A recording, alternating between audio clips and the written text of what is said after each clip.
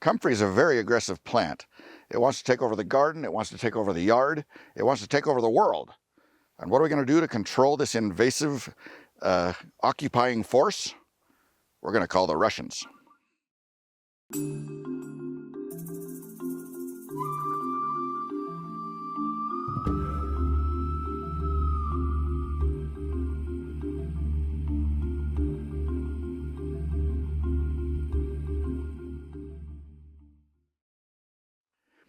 So I'm Dr. Patrick Jones from the Homegrown Herbalist School of Botanical Medicine, and this is Comfrey. And Comfrey's a wonderful medicine, a really fantastic plant, and I've done some videos on it, and we'll do more certainly. But I wanted to talk about the aggressive, invasive nature of the plant. This is a plant that really wants to expand and propagate. The seeds are like little black ping pong balls, and they'll just bounce all over your garden and yard, and pretty soon you'll have a lot of comfrey in places you didn't intend. And it's hard to get rid of because the roots go down forever, and if you leave one little piece, it'll be back. You know, we cut this whole bed down to the dirt not very many weeks ago, and look at it. You know, it's just a very, very aggressive, happy, you know, enthusiastic plant. So what do? Well, the good news is that there's another option, and that is this plant here. This variety of comfrey is called Russian comfrey.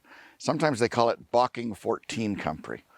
But Russian comfrey is actually a hybrid between the native Symphytum officinale, which is the wild regular comfrey, and another wild species, Symphytum uplandicum, which is the Russian kid.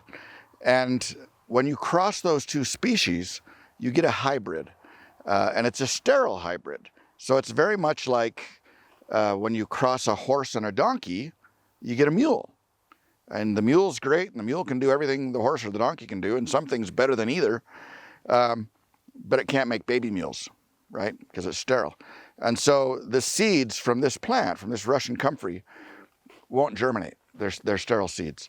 And so this really is a fantastic resource and a fantastic solution to a problem that a lot of gardeners and a lot of herbalists have, which is how do you contain the comfrey. So Russian comfrey, medicinally, I've found no difference whatsoever in efficacy. I've now found no difference whatsoever in, you know, the longevity of the plant or the vigor of the plant or anything like that. And I can't even tell them apart. You know, walking past one or the other, I don't know which one it is. But having this has just changed everything with our comfrey production at Homegrown Herbalist, and we're really, really happy with it. Comfrey, of course, is a great plant. We've talked about it before, but it's remarkable for accelerating healing. Really causes cells to divide way faster. I've done a lot of really remarkable wound management cases with it. Go to homegrownherbalist.net, go to the blog, look at some of those wound cases. It's also a good expectorant for getting phlegm out of the lungs. It has a lot of mucilage in it, which is that ultra-soothing, amazing, slippery, slimy stuff that's in slippery elm and marshmallow. Comfrey has as much or more of it than anybody. So anything irritated from your teeth to your toes, you know, it'll really fix mucous membranes, the throat, the lungs, the digestive system, the bladder, any mucous membrane, which is the inner coating of your organs and tissues, will be really soothed by this. So anyway, really a great plant.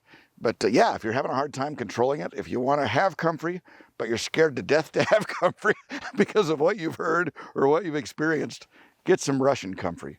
Bocking 14 or Russian comfrey really is the answer. I'm Doc Jones from the Homegrown Herbalist School of Botanical Medicine.